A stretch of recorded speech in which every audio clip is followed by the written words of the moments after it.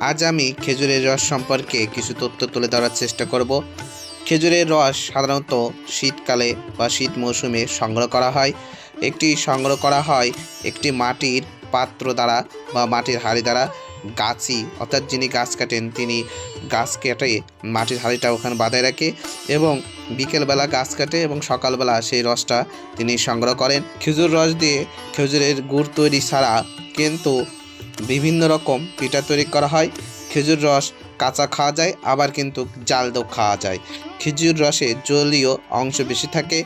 খেজুর রসকে প্রকৃতির energy drink বলা হয়। এতে গ্লুকোজের পরিমাণ বেশি থাকে, গুড়ে আয়রন বেশি থাকে, যা হিমোগ্লোবিন তৈরিতে সহায়তা করে। যারা শারীরিক দুর্বলতায় ভোগেন, কাজকর্মে জোর পান না, তারা খেজুরের রস পান করতে পারেন। এতে 15 থেকে 20% শর্করা থাকে। খেজুরের গুড়ে প্রোটিন, ফ্যাট ও মিনারেল সবই রয়েছে। খেজুরের গুড় কিন্তু আখের গুড়ের চেয়ে বেশি সুস্বাদু এবং ভালো।